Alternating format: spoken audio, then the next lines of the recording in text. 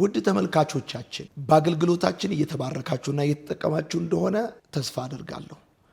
ማርሴል ቲቪ ወርልድ ዋይድን ሰብስክራይብ በማድረግ አገልግሎታችን እንድትደግፉ ጥሬን አስተላልፋለሁ። የጌታ ጸጋ ሰላም ይብዛላችሁ። በገላትያ መጽሐፍ ምዕራፍ 3 ከቁጥር 10 ጀምሮ ያለውን እግዚአብሔር ቃል እንደዚህ ያነባለሁ። ሕግን በመጠበቅ የሚተማመኑ ሁሉ ከርግማን በታች ናቸው። በሕግ መጽሐፍት የተጻፈውን ሁሉ የማያደርግ የተረገመ ነው ተብሎ ተጽፏልና። ጻድቅ በእምነት ይኖራል ስለተባለ ማንም በእግዚአብሔር ፊት በሕግ እንደማይጸድቅ ግልጽ ነው። ሕግ በእምነት ላይ የተመሰረተ አይደለም፣ ነገር ግን ሕግጋትን የሚፈጽም ሰው በእነርሱ በሕይወት ይኖራል ተብሏል።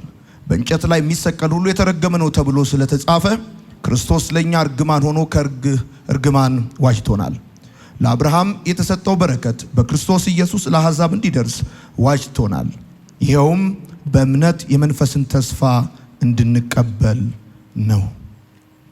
ከፍና አድርግ መጽሐፋችንን። እኔ የምለውን ከኔ ጋር እንበል።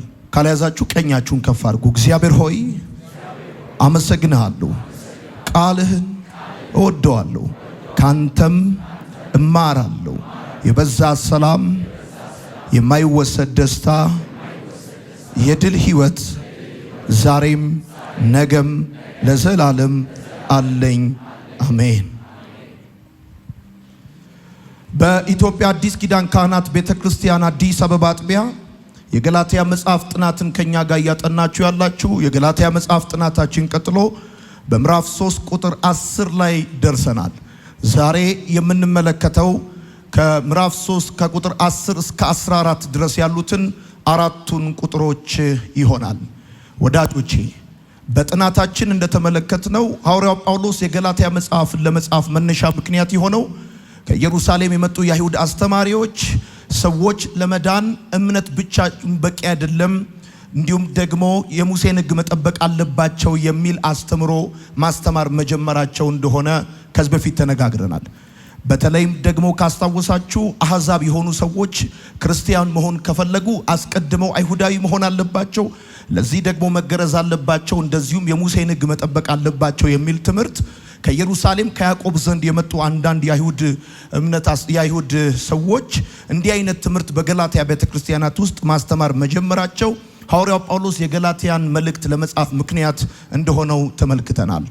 ሐዋርያው ጳውሎስ በእነዚህ በአጠቃላይ በገላትያ ውስጥ ባሉ 6 ምዕራፎች ውስጥ የሚነግረን 3 መሰረታዊ ሐሳብ አለ። ምዕራፍ 1 እና ምዕራፍ 2 ጳውሎስ ሐዋርያነቱን ወይም አገልግሎቱን የተከላከለባቸው ምዕራፎች ናቸው። ምዕራፍ 3 እና 4 ስነ መለኮታዊ ሐሳብን ወይም ትምህርቱን የተከላከለበት ነው። ምዕራፍ 5 እና 6 ቅድስናን ወይም ተግባራዊ ክርስትናን የተከላከለባቸው ምዕራፎች ናቸው። ስለዚህ በአጠቃላይ የገላትያ መጽሐፍ 6 ምዕራፎች አሉት። 1 እና 2 ሐዋርያነቱን ተከላከለ፣ 3 እና 4 ትምህርቱን ተከላከለ፣ 5 እና 6 ደግሞ ቅድስናን ወይም ተግባራዊ ክርስትናን ተከላክሎበታል ብለን ከዚህ በፊት ተመልክተናል። በምዕራፍ 3 ላይ አሁን የደረስንበት 10ኛውን ቁጥር ከመመልከታችን በፊት ሐዋርያው ጳውሎስ በገላትያ መጽሐፍ ምዕራፍ 3 ላይ 29 ቁጥሮችን ተጠቅሞ ነው አጠቃላዩን ሐሳብ የሚናገረው። ጳውሎስ በገላትያ መጽሐፍ ምዕራፍ 3 ላይ ጽድቅና ቅድስና በእምነት ብቻ እንደሆነ 3 ማረጋገጫዎችን ለገላትያ ቤተክርስቲያናት አማኞች ያቀርብላቸዋል። የመጀመሪያው ማረጋገጫ የራሳቸው የህይወት ተሞክሮ ሲሆን፣ ሁለተኛው ማረጋገጫ ከቅዱሳት መጽሐፍት፣ ሶስተኛው ማረጋገጫ ደግሞ አመክንዮ ወይም ሎጂክን በመጠቀም ጽድቅና ቅድስና በእምነት ብቻ እንደሆነ ለገላትያ ቤተክርስቲያናት ያቀርብላቸዋል።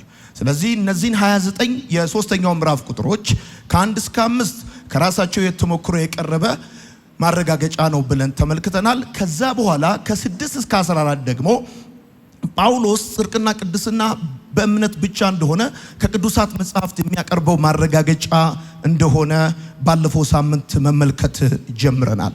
ባለፈው ሳምንት ስንመለከት ዝካላችሁ ጳውሎስ ከራሳቸው የህይወት ተሞክሮ ጽድቅና ቅድስና በእምነት ብቻ እንደሆነ ያቀረበላቸው ሐሳብ ትክክለኛና እውነተኛ ቢሆንም ነገር ግን በቂ አይደለም፣ እንዲሁም ደግሞ የጳውሎስ አስተምሮ የቅዱሳት መጽሐፍት መሰረት የለውም ለሚሉ ተቃዋሚዎቹ ግልጽ በሆነ መልኩ ወደ ዘፍጥረት መጽሐፍ ምዕራፍ 15 ቁጥር 6 ላይ ሄዶ አብርሃም አመነ እምነቱም ጽድቅ ሆኖ ተቆጠረለት ይላቸዋል። እንግዲህ በደንብ አስተውሉ። እንደውም ጳውሎስ የሚለው እንደዚህ ነው በአዲሱ ትርጉም፣ እስቲ አስቡት ብሎ ይላቸዋል።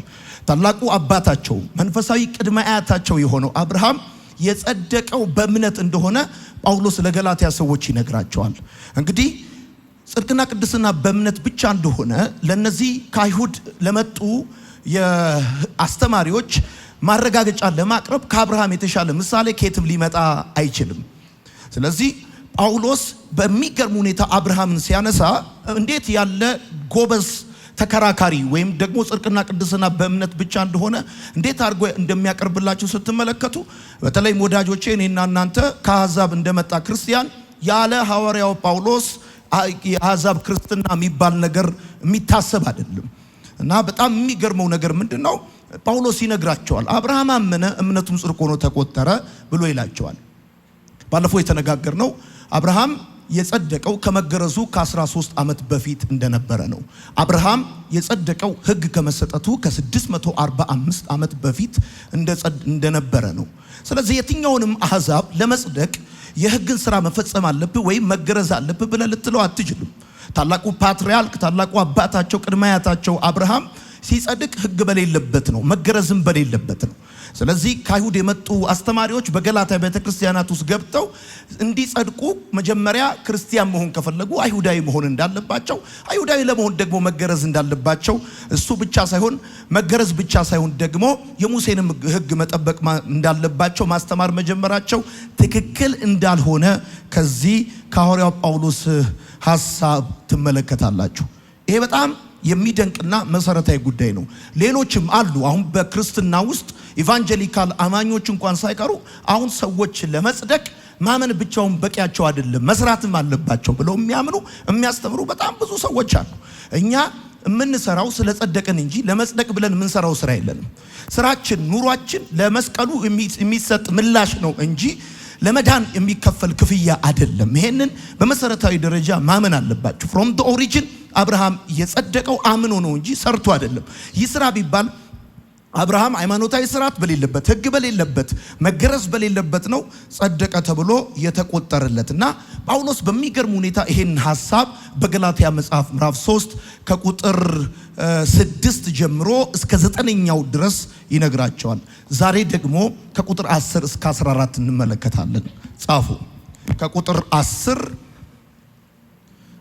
እስከ 14 ያሉትን አራት ቁጥሮች እንመለከታለን።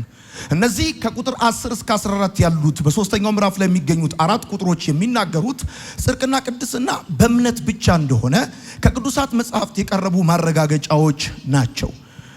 ገላትያ መጽሐፍ ምዕራፍ 3 ቁጥር 10 የሚናገረው ምንድነው? ሕግን በመጠበቅ የሚተማመኑ ሁሉ ብሎ ይናገራል ከርግማን በታች ናቸው። በሕግ መጽሐፍት የተጻፈውን ሁሉ የማያደርጉ የተረገሙ ናቸው ተብሎ ተጽፏልና ብሎ ጳውሎስ ይናገራል። ወዳጆቼ ሐዋርያው ጳውሎስ በገላትያ መጽሐፍ ምዕራፍ 3 ቁጥር 10 ላይ ከአብርሃም ወደ ሕግ ሥራ ይሸጋግራል። ጳውሎስ ከአብርሃም ወደ ሕግ ሥራ የሚሸጋግርበት ደግሞ የራሱ የሆነ ዓላማ አለው። ዓላማው ምንድነው ሲባል አያታቸው አብርሃም በእግዚአብሔር ፊት በእምነት ብቻ ከጸደቀ የእርሱ የሆኑ ልጆች በእግዚአብሔር ፊት ተቀባይነት ለማግኘት በመልካም ሥራ የሚያደርጉት ሙከራ እንደማይሳካ ለማሳየት ነው። እንግዲህ ጳውሎስ ከራሳቸው ሕይወት ተሞክሮ ማረጋገጫዎችን ካቀረበላቸው በኋላ ከቅዱሳት መጻሕፍት ማረጋገጫ ለማቅረብ ዘፍጥረት 15 ላይ ሄደ። እንደነገርኳችሁ አብርሃም የጸደቀው ዘፍጥረት 15 ነው፣ የተገረዘው ዘፍጥረት 17 ላይ ነው። ስለዚህ ጳውሎስ አስቡት እስቲ ብሎ ስለ መንፈሳዊ ቅድማያታቸው ስለ አብርሃም ከተናገረ በኋላ ወዲያው ደግሞ 10ኛው ቁጥር ላይ ሲመጣ አብርሃምን ይተወውና ወደ ሕግ ሥራ ይሸጋግራል።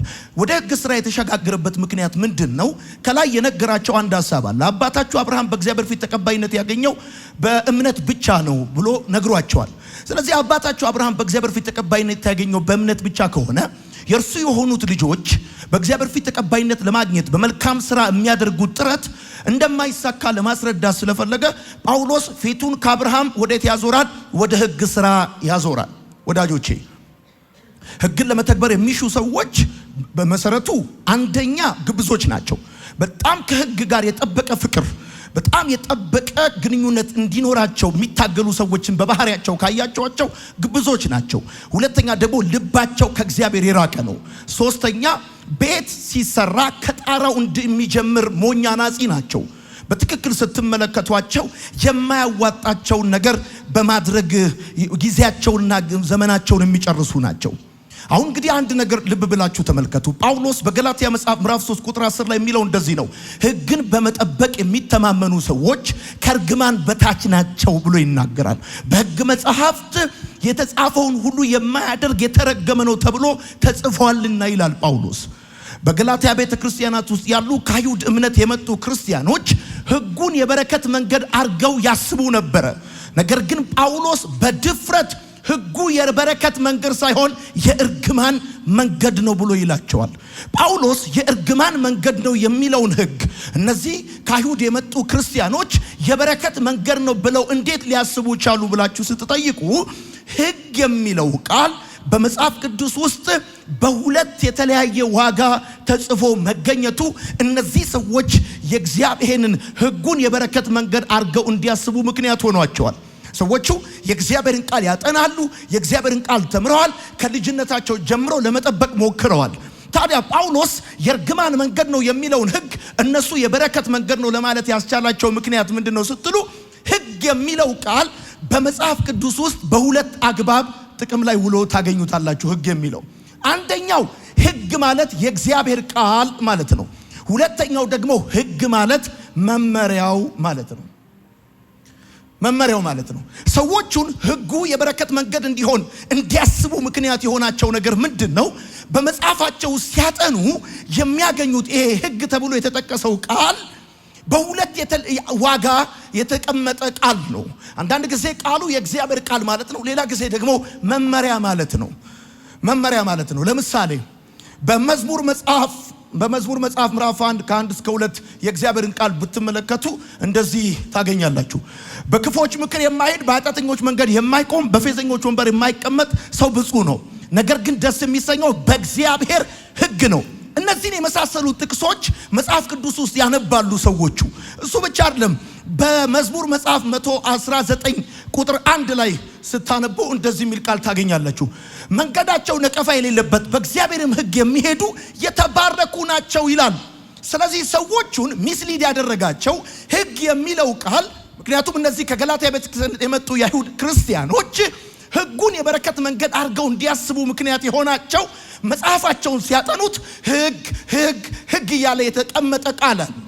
ይሄ ቃል ደግሞ በሁለት ዋጋ በመጽሐፍ ቅዱሳችን ውስጥ እንደተቀመጠ ሰዎቹ አንደርስታንድ አላደረጉም እና አንደኛው የእግዚአብሔር ቃል ማለት ነው፣ ሌላኛው ደግሞ መመሪያ ነው።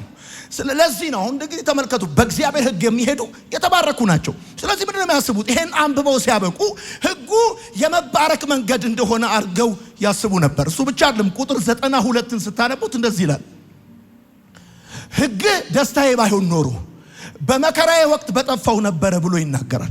ስለዚህ መጽሐፍ ሕግ እያለ ሲናገር መመሪያውን ማለቱ ብቻ አይደለም። ሕግ ብሎ ሲል የእግዚአብሔር ቃል ከእግዚአብሔር የሚወጣ ቃል እንደሆነ መረዳት በጣም ተገቢ እንደሆነ ትመለከታላችሁ። ስለዚህ ጳውሎስ እንደዚህ ብሎ ይናገራል። ቁጥር 10 ላይ ሕግን በመጠበቅ የሚተማመኑ ሰዎች ይላል። ጳውሎስ ሕግን በመጠበቅ የሚተማመኑ ሲል ሕግን በማድረጋቸው በእግዚአብሔር ዘንድ ተቀባይነት ያላቸው የሚመስላቸው ሰዎች ማለት ነው። ሕግን በመፈጸማቸው በማድረጋቸው ከእግዚአብሔር ዘንድ ሞገስ እንደሚያገኙ ተቀባይነት እንደሚያገኙ የሚመስላቸው ሰዎች ማለቱ ነው። ከዛ ከርግማን በታች ናቸው ብሎ ይናገራል። ከርግማን በታች ናቸው ብሎ ሲል ግን ሕጉ በራሱ ወይም በተፈጥሮ መጥፎ ወይም የተሳሳተ ነው ማለቱ አይደለም። ጳውሎስ እያለ ያለው ለመጽደቅ መመኪያ ያደረግነው ነገር ለመባረክም ለመረገምም ወሳኝ ነው እያለ ነው። የሚገርማችሁ ይሄ ነው። በገላትያ መጽሐፍ ምዕራፍ 3 ላይ እንድታገኙ የሚገባው ነገር ምንድን ነው?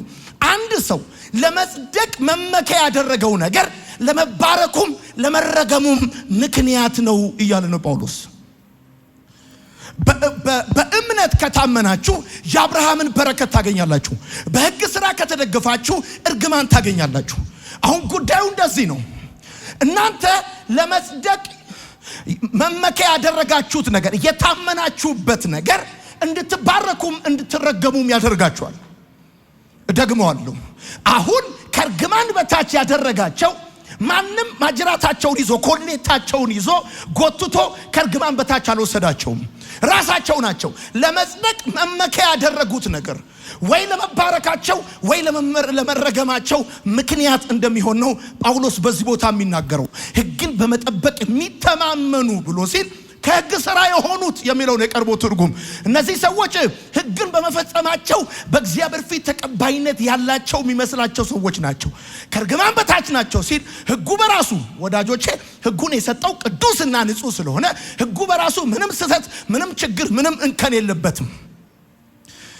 እና ጳውሎስ እያለ ያለው ሕጉ ችግር አለበት ወይም መጥፎ ነው ሳይሆን ለመጽደቅ መመከያ ያደረጋችሁት ነገር፣ የምትመኩበት ነገር ለመባረክም ለመረገምም ምክንያት ነው ብሎ ነው ጳውሎስ እየተናገረ ያለው።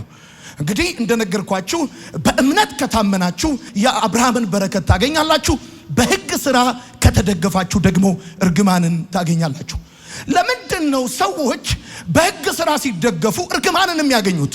ሕግን በመጠበቅ የሚተማመኑ ሰዎች ከእርግማን በታች የሚሆኑት ለምንድን ነው? እነዚህ ሰዎች እኮ ያሉት እንታዘዝ ነው፣ እንስራ ነው። እነዚህ ሰዎች ያሉት የእግዚአብሔርን ሕግ እንጠብቅ ነው ያሉት። ታዲያ ለምንድን ነው ሕግን በመጠበቅ የሚተማመኑ ሰዎች ከእርግማን በታች የሚሆኑት ብላችሁ ስትጠይቁ መልሱን በዘዳግም መጽሐፍ ምዕራፍ 27 ቁጥር 26 ላይ ታገኛላችሁ። ሕጉን ሁሉ የማይፈጽም የተረገመ ነው ይላል የእግዚአብሔር ቃል ሲናገር እንደዚህ ይላል፣ የዚህን ሕግ ቃሎች በመፈጸም የማይጸና የተረገመ ይሁን ብሎ ይናገራል። ዘዳግም መጽሐፍ ምዕራፍ 27 ቁጥር 26 ሙሴ ረጅሙን ያለመታዘዝ እርግማን የተናገረበት ምዕራፍ ነው። 27ኛው የዘዳግም ምዕራፍ ረጅም ያለመታዘዝ እርግማን የምታገኙበት ምዕራፍ ነው። ስለዚህ በደንብ አድርጋችሁ ስሙኝ።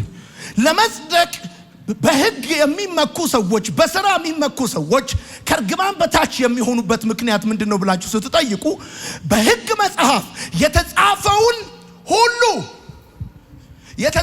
ሁሉ የማያደርግ የተረገመ ነው ተብሎ ተጽፏል። አሁን ሕግ እኔና እናንተ ለማጽደቅ 100% ፍጹምነት ይፈልጋል። እኛ ደግሞ 100% መስራት አንችልም።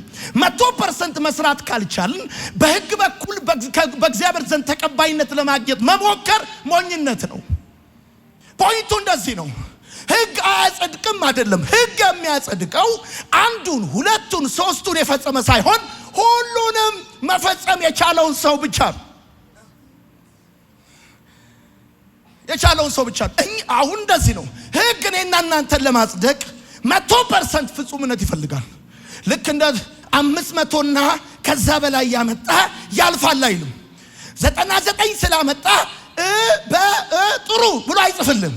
ሕግ 9 ከ10 አምጣ፣ 8 ከ10 አምጣ፣ 5 ከ10 አምጣ፣ 1 ከ10 አምጣ ወድቀሃል ነው የሚለው።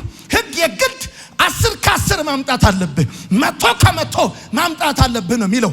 ሰው ደግሞ 100 ከ100 ፍጹም ሊሆን በፍጹም አይችልም። እየሰማኝ ያለ ሰው 100 ከ100 በፍጹም ሊሆን አይችልም ወዳጆቼ። ለዚህ ነው እግዚአብሔር ይሄን ስለሚያውቅ ከሕጉ ጋር የስርየትን ስርዓት የሰጣቸው። የሚገርመው እግዚአብሔር ለእስራኤላውያን ሕግ ብቻ አይደለም የሰጣቸው፣ ከሕጉ ጋር አብሮ የስርየትን ስርዓት ሰጥቷቸዋል። ቢኮዝ 100% ሕጉ ሊሰሩት እንደማይችሉ ያውቃል። ከኃጢአተኝነታችን ጥልቀት የተነሳ ባለመታዘዛችን ብቻ ሳይሆን በመታዘዛችን እንኳን ሳይቀር ስንፍናን እናረጋለን። እኛ ሰዎች እንኳን አይደለም ስንታዘዝ እንኳን በእግዚአብሔር ፊት ስንፍናን እናረጋለን። ምክንያቱም ከኃጢአተኝነታችን ጥልቀት የተነሳ። አሁን ጳውሎስ እያለ ያለው እንደዚህ ነው። እናንተ ከኢየሩሳሌም የመጣችሁ የይሁዳ አስተማሪዎች ፊታችሁን ወደ ሕግ ካዞራችሁ የሕጉ አንዱ ክፍል ብቻ ሊያጸድቃችሁ አይችልም። ስለዚህ ሁሉ መፈጸም አለባችሁ እያለ ነው። ሁሉ መፈጸም አለባችሁ። እነሱ ደግሞ ሁሉን ሊፈጽሙ አይችሉም። አይሁዳውያን አንዳንድ ሕጎችን ተመልክተው የጸደቁ ይመስላቸዋል። ጌታ ኢየሱስ በተራራው ስብከት ያፈርስ የነበረው እንደዚህ አይነቱን አስተሳሰብ ነው።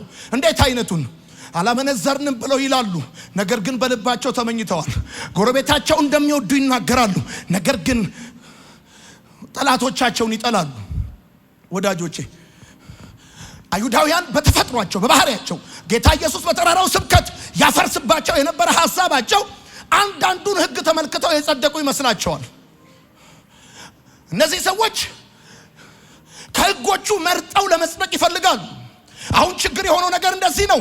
ለመጽደቅ አንዳንዱን ሕግ በማድረግ ሳይሆን ሁሉንም ሕግ ማድረግ ይጠበቅባቸዋል። በአንድ ወይም በሁለት ሕጎች አጭበርብሮ መጽደቅ አይቻልም። ሕጎቹ ብዙ ናቸው። ምናልባት ለድሃ ሰጥተህ ሊሆን ይችላል። በዚህ አጭበርብረ ልትጸድቅ አትችልም። ምናልባት የሆነ የወደቀ አንስተህ ሊሆን ይችላል። በዚህ በአንድ ወይም በሁለት ሕግ አጭበርብሮ መጽደቅ አይቻልም ወዳጆቼ። ስለዚህ ሕጉ የሚያስተምራቸው ነገር ምንድነው? አቅም እንደሌላቸውና አዳኝ እንደሚያስፈልጋቸው ነው። ሕጉ የሚነግራቸው እንደዚህ ነው። 100% ልትፈጽሙ አትችሉም። ለ100% ልትፈጽሙ ካልቻላችሁ ደግሞ ከርግማን በታች ናችሁ። በገላትያ ቤተክርስቲያናት ውስጥ ያሉ ከአይሁድ እምነት የመጡ ክርስቲያኖች ራሳቸውን በሕጉ ሥራ አማካኝነት ለማጽደቅ የሚያደርጉት ሙከራ በአንዱ ወይም በሁለቱ ብቻ ሳይሆን በሁሉም ሕግ የተረጋገጠ መሆን አለበት። በእያንዳንዱ ሕግ መፈተሽ አለባቸው። ጉዳዩ ይሄ ነው። ለዚህ ነው ሕግን በመጠበቅ የሚተማመኑ ከርግማን በታች የሆኑት። ሕግ ሰርተ አንዱን ባትሰራ እርግማን ነው የሚያውጅብ። በቃ አለቅ። አንዱን ባትሰራ ሕግ አያጸድቅም አልተባለም። ሕግ እንዲያጸድቅህ 100% ፍጹምነት ካንተ ይጠበቃል ነው የተባልከው። ከቻልከው ሞክረው። አሁን እነዚህ የገላትያ ቤተክርስቲያናት ከአይሁድ እምነት የመጡ ክርስቲያኖች ራሳቸውን በሕጉ ሥራ አማካኝነት ለማጽደቅ የሚያደርጉት ሙከራ በእያንዳንዱ ሕግ መረጋገጥ አለበት ብዬ ስላችሁ የዚህን ጊዜ ነው ከርግማን በታች እንደሆኑ የሚገባቸው ወዳጆቼ። ባጭር አማርኛ ሕግ ኤምአርአይ ማሽን በሉት። ኤምአርአይ ማሽን ይመረምራል፣ ህመምን ያበጋር፣ ከዛስ ሪፖርቱን ይነግርሃል እንጂ በሽታህን አያክምልህም፣ ችግርን አይፈታልህም። የሕግ ዋና ዓላማ ምን ያለብህን ጉድለት ላንተ ማሳየት ነው። ሕጉ እንደ መስታወት ነው። መስታወት ፊት ሄደህ ስትቆም እናንተ ቤት ስለሆነ አንተ ሀብታም ስለሆንክ ፕሮፌሰር ስለሆንክ ጉዳዩ አይደለም። መስታወት ስታየው ቆሻሻን ኤግዛክትሊ ይነግርሃል። ነገር ግን ቆሻሻን ይንገርህ እንጂ አያጥብልህም። ሕጉ የተሰጠው ራሳቸውን እንዲያዩበትና እንዲያውቁበት ነው እንጂ እንዲጸድቁበት አይደለም። ሕጉ አቅም እንደሌላቸው ነው የሚነግራቸው። ሕጉ አዳኝ እንደሚያስፈልጋቸው ነው የሚነግራቸው ይሄን ነው። ስለዚህ ጳውሎስ እንደዚህ ይላል፣ ሕግን በመጠበቅ የሚተማመኑ ሰዎች ከርግማን በታች ናቸው። ለምን? ምክንያቱም በሕግ መጽሐፍ እንዲህ ተብሎ ተጽፏል። እንዴት? በመጽሐፍ የተጻፈውን ሁሉ የማያረግ የተረገመ ነው። እንዴ አንዱን ሞክሬያለሁ፣ ሁለቱን ሞክሬያለሁ፣ ሶስቱን ሞክሬያለሁ፣ እኔ እኮ ከድሮ ተሻሽያለሁ ብለህ ልትጸድቅ አትችልም። ሕግ ውለታ አያውቅም። የዚህ ዘመን ሰው በለው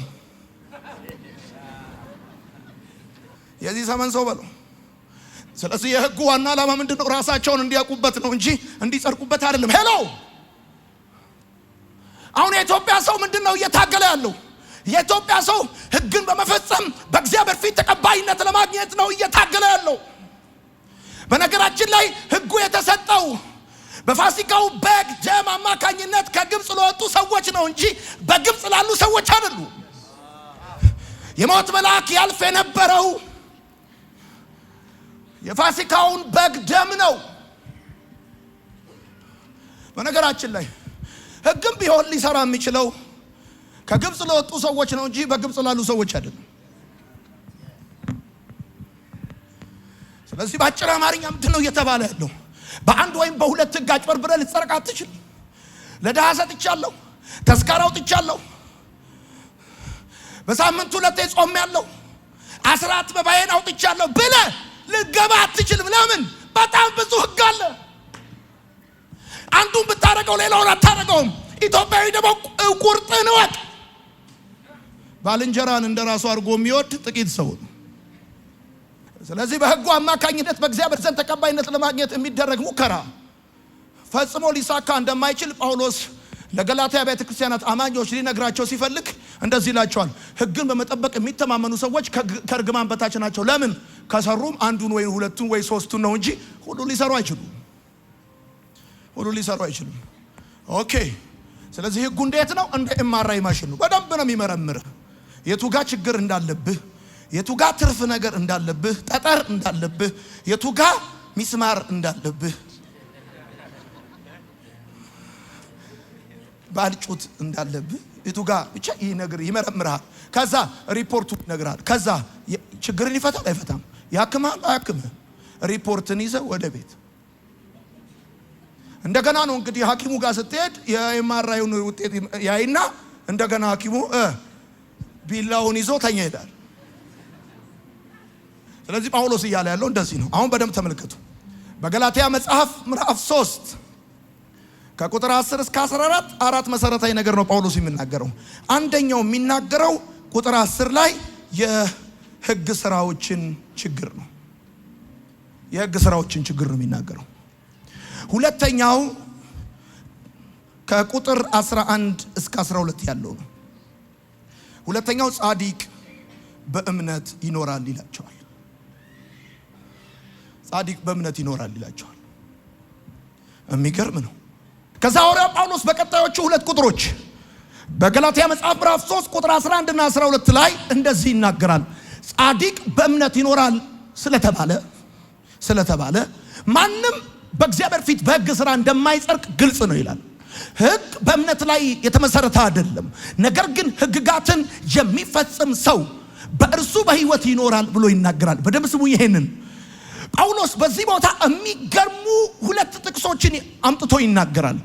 ጻድቅ በእምነት ይኖራል ስለተባለ ማንም በእግዚአብሔር ፊት በሕግ እንደማይጸድቅ ግልጽ ነው ካለ በኋላ ሕግ በእምነት ላይ የተመሰረተ አይደለም ይላል። እነዚህ ሁለት ጥቅሶች ጻድቅ በእምነት በሕይወት ይኖራል የሚለውና ሕግጋትን የሚፈጽም በእነርሱ በሕይወት ይኖራል ተብሎ የተጻፉት ሁለቱ ጥቅሶች በሕይወት ይኖራሉ የሚል ቃል ተመሳሳይ ቃል ስለሚጠቀሙ ሁለት የመዳን አማራጭ መንገዶችን የሚያቀርቡ ጥቅሶች ይመስላሉ።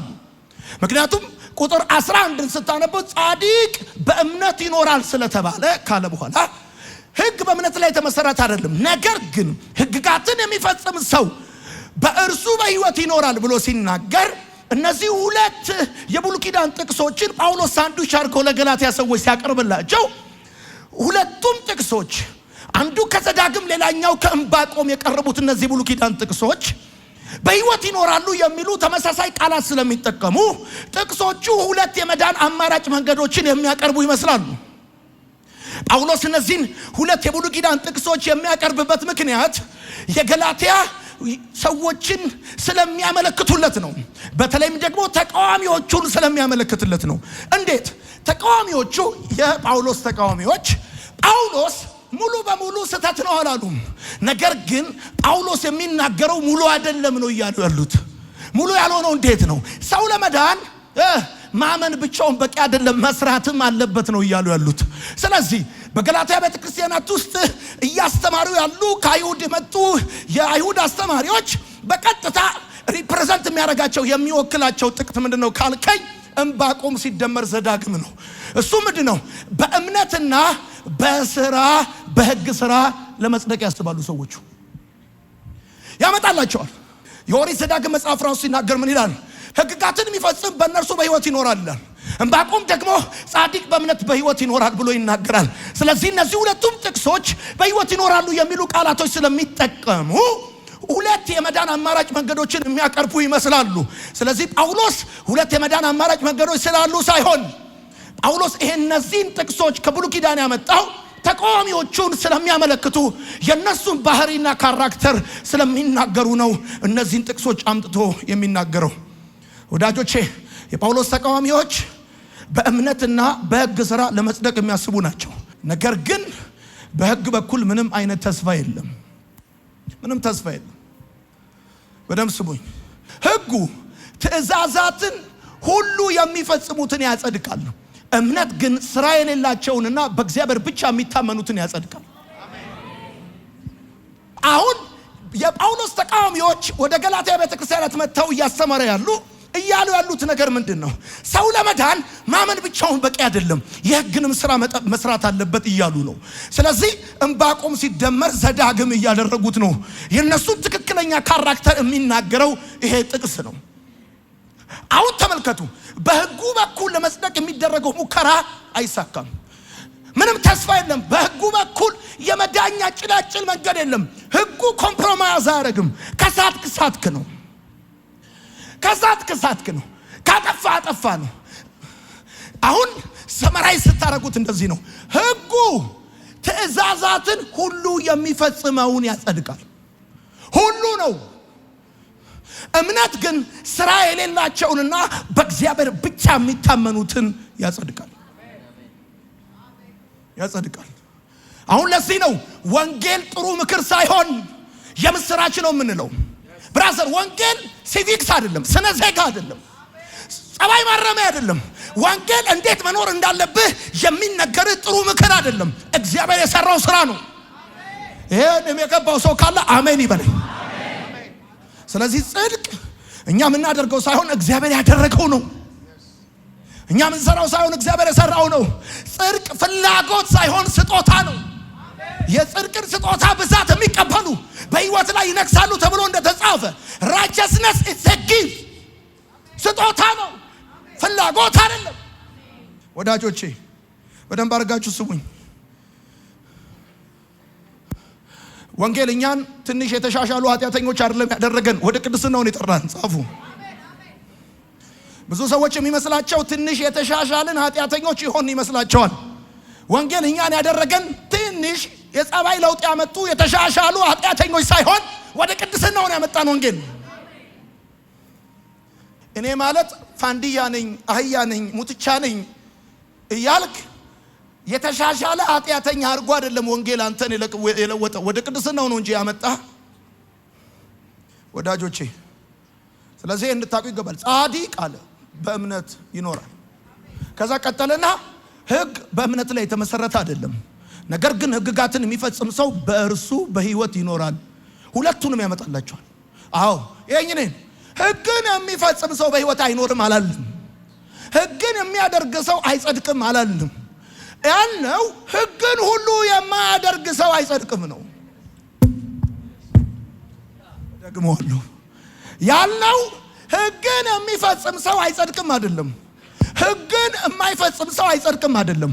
ሕግን ሁሉ የማይፈጽም ሰው አይጸድቅም ነው። ለምን? በሕግ መጽሐፍ እንዲህ ተብሎ ተጽፏል፣ ሕግን ሁሉ የማይፈጽም የተረገመ ነው ተብሎ ተጽፏል። አሁን አጎድላለሁ ካልክ የተረገምክ ነህ ተብሎ ተጽፏል። ስለዚህ ያለው ምንድነው? በሕግ በኩል ለመጽደቅ የሚደረገው ጥረት ተስፋ የለውም። አሁን ተስፋ ያለው በእግዚአብሔር ታማኝነት በኩል ነው። ለምን? እምነት ስራ የሌላቸውንና በእግዚአብሔር ላይ ብቻ የሚታመኑ ሰዎችን የሚያጸድቅ ነው። አሁን በሕግ በኩል ምንም ተስፋ የለም። እኔ በጣም የሚገርመኝ ነገር ልንገራችሁ። የኢትዮጵያ ሰዎች እስራኤላውያንስ እሺ ሶሻል ስታተስ ስለሰጣቸው ሕጉን ይውደዱት። እኔ ኢትዮጵያውያኖች ልክ እንደ መጀመሪያ ፍቅረኛቸው ሕግን አጥብቀው የሚወዱበት ምክንያት አይገባኝም። ሕጉ እኮ እነሱን እንደ ድንጋይ እንዲቆጠሩ ያደረጋቸው፣ እንደ እንስሳ እንዲቆጠሩ ያደረጋቸው፣ ከዚህ መስዋዕት ይዘው ኢየሩሳሌም ድረስ ቢሄዱ ወደ ውስጠኛው እንዳይገቡ የከለከላቸው፣ ከውጭ እንዲቀሩ ያደረጋቸው። ሕጉ እኮ ልዩነት እኮ የፈጠረ እኮ ነው። እኔ እኮ የሚገርመኝ እኮ ኢትዮጵያዊ እንደ ድንጋይ እንዲቆጠር፣ እንደ እንስሳ እንዲቆጠር ያደረገውን ሕግ ከእግዚአብሔር ጋር ያስታርቀኛል ወይም በእግዚአብሔር ፊት ተቀባይነት ያስገኝልኛል ብሎ በዛ በኩል በእግዚአብሔር ዘንድ ተቀባይነት ለማግኘት ሲሞክር ይገርመኛል። እንደውም ይገርመኛል። ሕጉ እኮ ወንድና ሴት ብሎ እኮ ስታተስ ፈጥሯል። ሴቶች ቁጥር ውስጥ እንዳይገቡ እኮ አድርጓቸዋል። አሁን ሕጉ ወጥቷል ሲባል አሚን ማለት ያለብሽ አንቺ ነሽ። ሴቶችና ሕፃናት ሳይቆጠሩ እየተባልሽ ኖረሽ። ሕጉ እኮ ነው ሴቶችና ሕፃናት ሳይቆጠሩ እንዲኖሩ ያደረጋቸው። ከቁጥር እንዳትገቢ ያደረገሽን ሕግ ነጠላ ለብሰሽ ጫማሽን አውልቀሽ አስፈጽመዋለሁ ብለሽ ከሄድሽ ጳውሎስ ነው እንደዚህ ያለ። አሁን የጳውሎስ ዋና ዓላማ መሰላችሁ? እነዚህ ሰዎች ጳውሎስ ወደ ገላትያ ቤተክርስቲያናት መጥቶ ወንጌል ሰበካቸው። የስ ብለው ዳኑ። ከዛስ ትንሽ ሲቆዩ ከኢየሩሳሌም የመጡ የአይሁድ አስተማሪዎች የተወሰነ ነገር ሲያስተምራቸው ፊታቸውን ወደ ሕግ አዞሩ።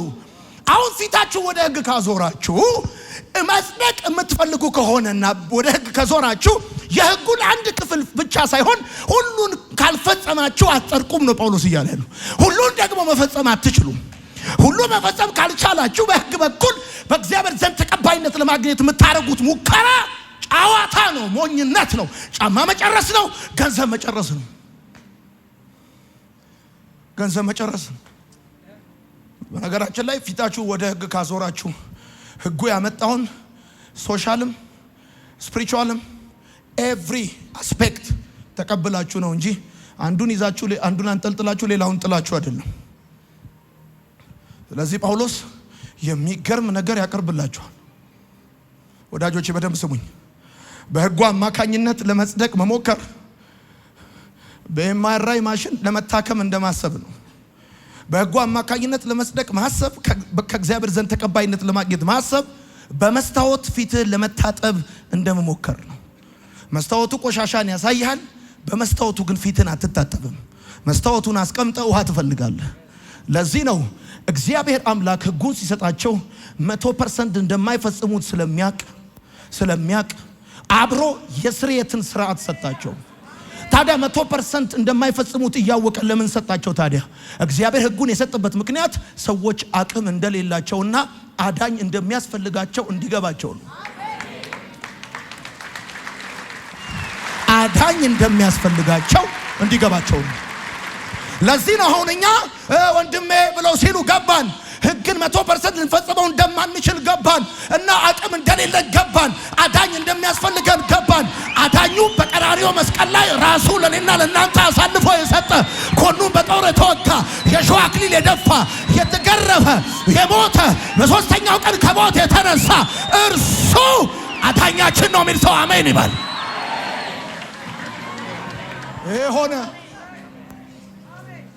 ሆነ። ስለዚህ ክርስትናም ሆነ ወንጌል ለሰው የሚሰጥ ጥሩ ምክር አይደለም። እሺ እንዳቅም ማለት አይደለም። እሺ እንዳጠጣ ወንድሜ እንዳዘፍን ማለት አይደለም። ክርስትና ለሰው የሚነገር ጥሩ ምክር ሳይሆን ክርስትና የምስራች ነው። ወንጌል የምስራች ነው። የምስራቹ ደግሞ እግዚአብሔር የሰራው ስራ ነው። አየህ፣ ጽድቅ እኛ የምናረገው አይደለም፣ እግዚአብሔር ያደረገው ነው። በደንብ አድርገህ አሜን በል። ጽድቅ እኛ የምናረገው አይደለም፣ እግዚአብሔር ያደረገው ነው። ከዚህ በፊት እኮ ምሳሌ ነግሬያቸዋለሁ። የአገሬ ልጆች ጠቅላይ ሚኒስተሩ እኮ ዶክተር አብይ አህመድ ነው። የሚሰደበው፣ የሚገመገመው፣ የሚታገለው፣ የሚሯሯጠው፣ ብዙ ነገሮችን የሚያደርገው፣ ፓርላማ የሚሰበስበው፣ ጥያቄ የሚጠየቀው፣ መልስ የሚሰጠው ማን ነው? ጠቅላይ ሚኒስተሩ ነው። ቀዳማዊት እመቤቷ ግን ወይዘሮ ዝናሽ ታያቸው ነች። እንዴት? በትምህርት ማስረጃ ተወዳድራ አይደለም፣ በቁመት በመልክ በምናምን በጸባይ አልተወዳደረችም። ስለሷ የተወዳደረ፣ ስለሷ ጥያቄ የሚጠየቅ፣ ስለሷ ዋጋ የሚከፍል አለ። ስለዚህ ጠቅላይ ሚኒስተሩ ዶክተር አብይ አህመድ እስከሆነ ድረስ ቀዳማዊት እመቤቷ ወይዘሮ ዝናሽ ታያቸው ልትሆን አትችልም ብለህ ልትል አትችልም። ስለሷ ስፍራ በያዘው በዶክተሩ እሷ ቀዳማዊት እመቤት ትባላለች። ስለዚህ የተገረፈው የሞተው ኢየሱስ ነው፣ የጸደቅነው እኛ ነን። የገባው ሰው ካለ አሜን ይበለኝ። የተመታው እሱ ነው፣ የተፈወስነው እኛ ነን። አንተ አሜን በል በደንብ አድርግ። ይሄ ልትረዳ ይገባል። የጽድቅ ደግሞ ብራዘር ፍላጎት አይደለም፣ ስጦታ ነው። ሮሜ መጽሐፍ አንብበው። የጽድቅንና የጸጋን ስጦታ ብዛት የሚቀበሉ ነው የሚለው። ጽድቅ ኢትስ አ ጊፍት፣ ስጦታ ነው ማለት ችሎታ አይደለም። በአንተ የላብ ውጤት ይመጣ አይደለም። አንተ ስጦታ ብትሰጠኝ፣ አሁን አንድ ወርቅ ብትሰጠኝ፣ ያንን ወርቅ እኔ በላቤ አላመጣሁትም። ኢትስ አ ጊፍት፣ ከፍቅር የሆነ ስጦታ ነው። አሁን ዛሬ አንድ ነገር ይዛችሁ መሄድ አለባችሁ። ገላትያ መጽሐፍ ምዕራፍ 3 ከቁጥር 10 እስከ 11 የሚናገረው አንዱ የሕጉ ችግር ነው። የሕጉ ችግር ምንድን ነው? በሕግ መጽሐፍ የተጻፈውን ሁሉ የማያደርግ የተረገመ ነው። ሕጉ 100% ፍጹምነት ይፈልጋል። ሲቀጥል ሕጉ የተሰጠው ችግርህን እንድታቅ ነው። አቅም እንደሌለ እንድትረዳ ነው። አዳኝ እንደሚያስፈልግ ሊነግር ነው።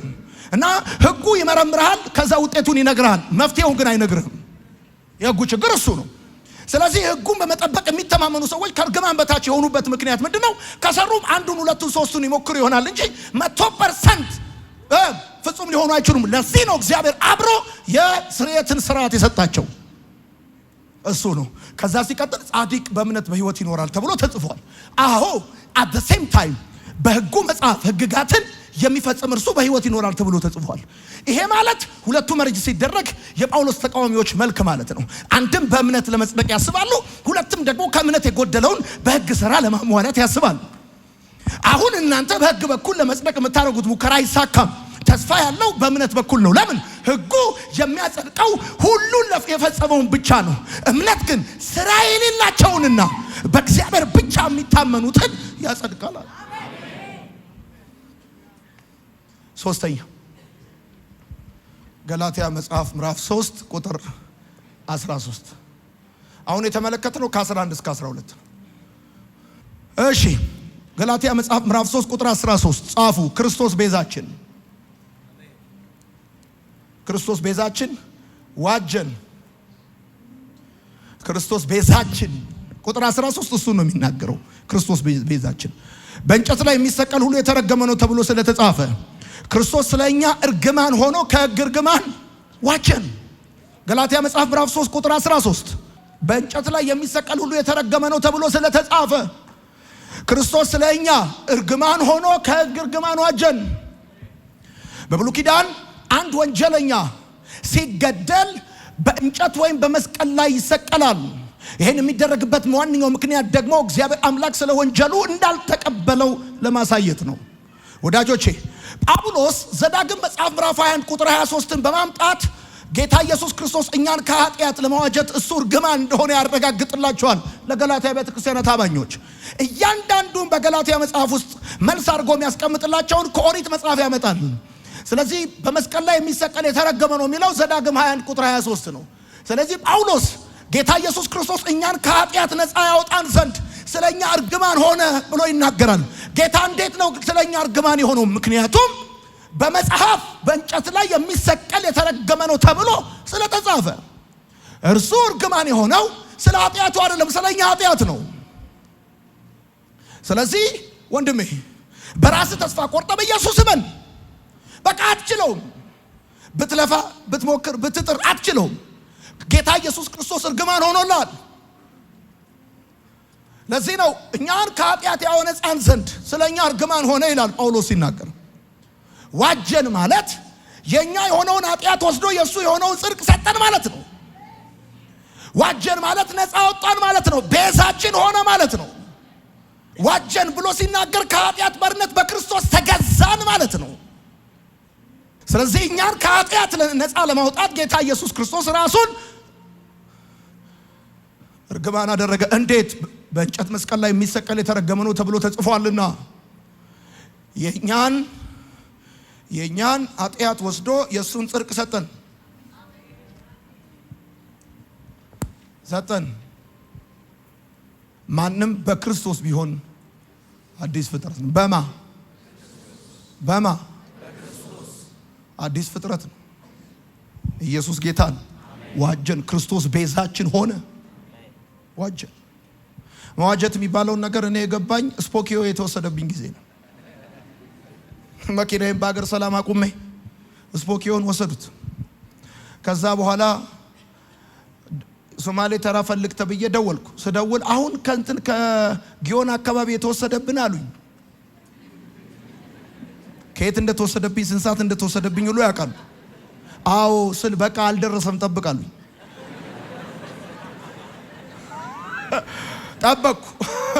ጠብቄ ደረሰ። ከዛስ 10,000 አለ የኔን። አዎ ያንተን በስንት ድርድር አያዋጣኝም ብሎ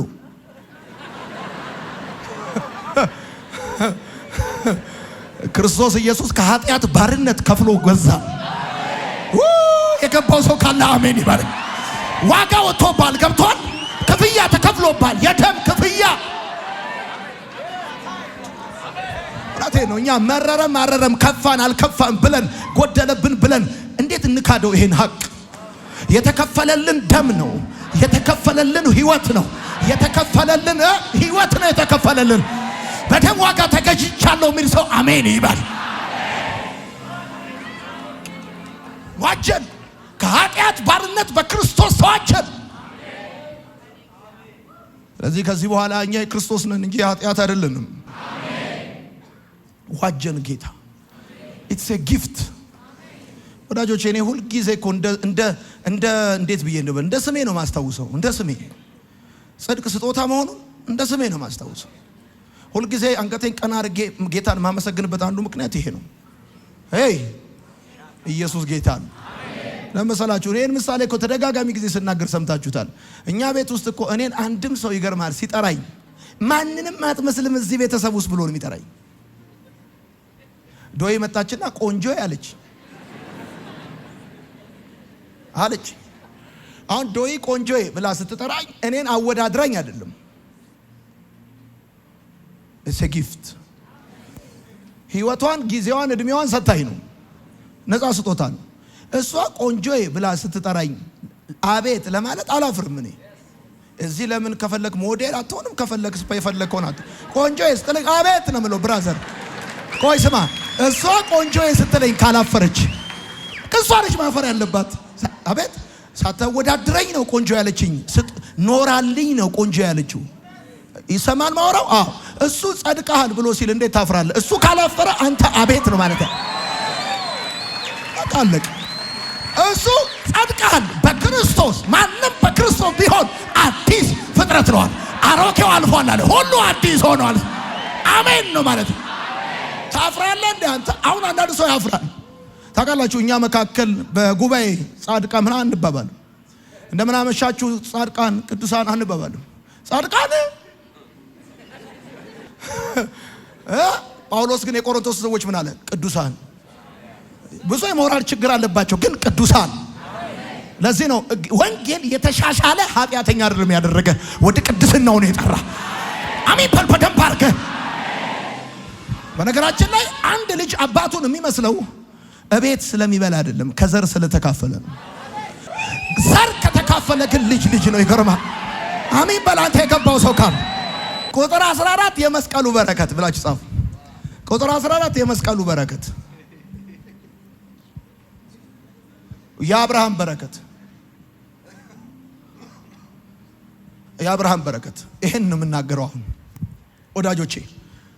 አሁን ሐዋርያ ጳውሎስ በገላትያ መጽሐፍ ምዕራፍ 3 ቁጥር 14 ላይ እንደዚህ ይላል፣ ለአብርሃም የተሰጠው በረከት በክርስቶስ ኢየሱስ ለአሕዛብ እንዲደርስ ዋጀን። አሁን በክርስቶስ ኢየሱስ እኛ ከኃጢአት ባርነት በክርስቶስ የተዋጀነው ለምንድን ነው?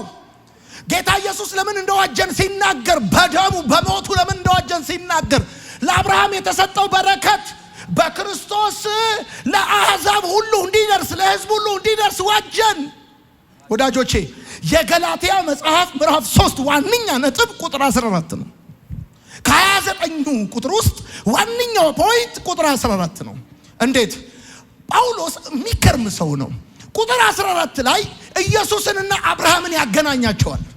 ኢየሱስ የአብርሃም ስጋዊ ዘር ብቻ ሳይሆን እግዚአብሔር ለአብርሃም የሰጠው የተስፋ ቃል ፍጻሜ ነው ይላል።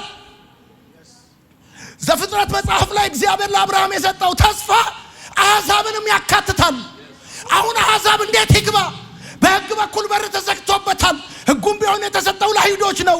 ያም ቢሆን አይሁዶችን አጽድቆ አላጸደቃቸውም እና በክርስቶስ ኢየሱስ በማመን ለአብርሃም ተሰጥቶ የነበረውን በረከት እኛ እንደተቀበል ጳውሎስ ሲናገር እንደዚህ ይላል፣ ለአብርሃም የተሰጠው በረከት በኢየሱስ ለአሕዛብ ሁሉ እንዲደርስ ዋጀን። ከዛ እንደዚህ ይላል፣ ይኸውም በእምነት የመንፈስን ተስፋ ቃል እንድንቀበል ነው ይላል። የመንፈስን ተስፋ ቃል እንድንቀበል ነው። ወዳጆቼ ኢየሱስ የአብርሃም ስጋዊ ዘር ብቻ ሳይሆን እግዚአብሔር ለአብርሃም የሰጠው የተስፋ ቃል ፍጻሜ ነው። ልክ እኛ ኢየሱስን ስናምን በክርስቶስ በኩል ለአብርሃም የተሰጠው በረከት ተካፋዮች እንሆናለን። ለአብርሃም የተሰጠው በረከት ደግሞ ምንድን ነው? በእምነት በድፍረት በእግዚአብሔር ፊት የመቆም በረከት። እምነት ስራ ለሌላቸው በእግዚአብሔር ብቻ ለሚታመኑ ያጸድቃል። ገብቷል? ለዚህ ነው እነዚህ ከኢየሩሳሌም የመጡ የአይሁድ አስተማሪዎች አሕዛብ ክርስቲያኖችን ሰከንድ ሃንድ ክርስቲያን ሰልቫጅ ክርስቲያን አድርገው ራሳቸውን ቢዝነስ ክላስ አድርገው ያስባሉ። እና እግዚአብሔር ለአብርሃም የሰጠውን በረከት እንድትቀበሉ ከፈለጋችሁ በመገረዝ በኩል አይሁዳዊ መሆን አለባችሁ፣ የሙሴን ሕግ መጠበቅ አለባችሁ ሲል ጳውሎስ ነው። በመገረዝ ላይ መደገፍ ኢየሱስን አለማመን ነው።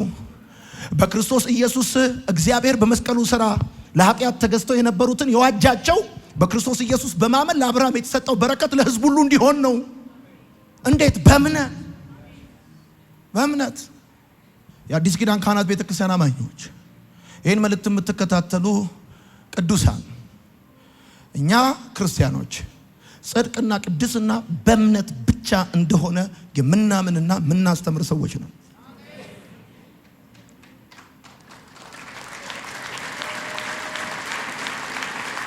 በደም ስሙኝ። ጽድቅ እኛ የምንሰራው ሳይሆን ጡንቻችንን ሳናንቀሳቀስ እግዚአብሔር የሰራው ነው። ጻፉ። ጽድቅ እኛ የምንሰራው ሳይሆን ጡንቻችንን ሳናንቀሳቀስ እግዚአብሔር የሰራው ነው። አንድም ከኛ የሆነ ኮንትሪቢዩሽን የለም። ከዚህ በኋላ ብራዘር ከሚቀጥለው ሳምንት በኋላ አሜን እያልን ነው የምንማረው። አሜን እያልን ለመሰለ የአብርሃም ልጆች በክርስቶስ ኢየሱስ በማመን የአብርሃም በረከት ተካፋዮች ናቸው ይላል። እነማ? እነዚህ ሰልቫጅ ክርስቲያኖች፣ ሰከንድ ሃንድ ክርስቲያኖች፣ ከአሕዛብ የመጡ ክርስቲያኖች አማኞች በረከት ተካፋዮች ናቸው ይላል። ተካፋዮች ናቸው ይላል። አብርሃም አመነ፣ እምነቱም ጽድቅ ሆኖ። ዶንት ፎርጌት፣ ይሄን እንዳትረሱ። ይሁኝ እኔን የአብርሃም እምነት ጻድቅ አላደረገውም። ነገር ግን የአብርሃም አምላክ እምነቱን ጽድቅ አድርጎ ቆጥሮ ጻድቅ አደረገው። እደግመዋለሁ። የአብርሃም እምነት ጻድቅ አላደረገውም። ነገር ግን የአብርሃም አምላክ እምነቱን ጽድቅ አድርጎ ቆጥሮ ጻድቅ አደረገው። እግዚአብሔር በፊቱ ትክክል ነህ ሊልህ የሚችለው ራሱ ብቻ ነው። ራሱ ብቻ ነው። ራሱ ብቻ ነው። ታዲያ ሕግ ለምን ተሰጠ የማያጸድቅ ከሆነ ካላችሁ አቅም እንደሌለን እናቅ ዘንድ፣ አዳኝ እንደሚያስፈልገን እናቅ ዘንድ ስለ መጽደቃችሁ 100%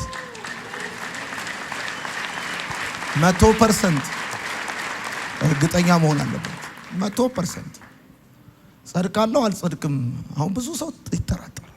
ስለዚህ ላጠቃልላችሁ፣ ጳውሎስ ምን አለ?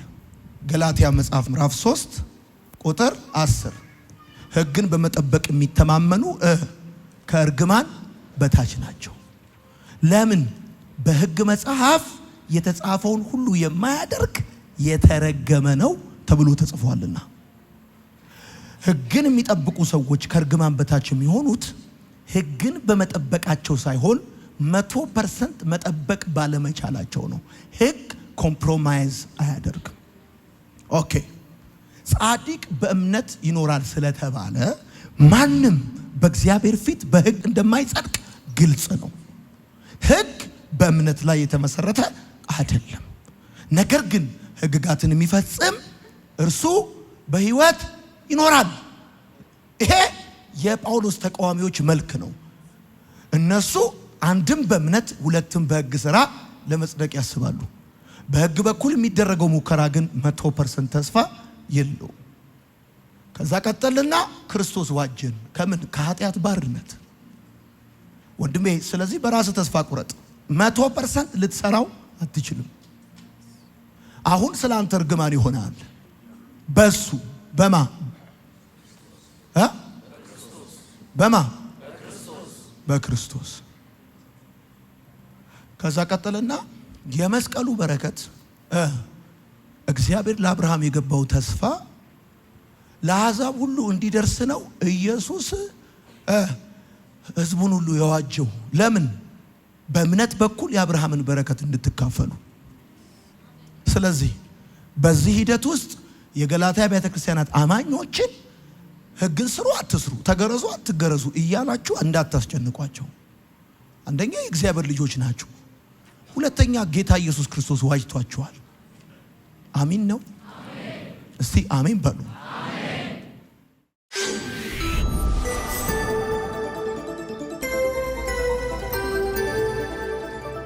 ወንጌል ይለውጣል። ውድ ተመልካቾቻችን በአገልግሎታችን እየተባረካችሁና እየተጠቀማችሁ እንደሆነ ተስፋ አደርጋለሁ። ማርሴል ቲቪ ወርልድ ዋይድን ሰብስክራይብ በማድረግ አገልግሎታችን እንድትደግፉ ጥሬን አስተላልፋለሁ። የጌታ ጸጋ ሰላም ይብዛላችሁ።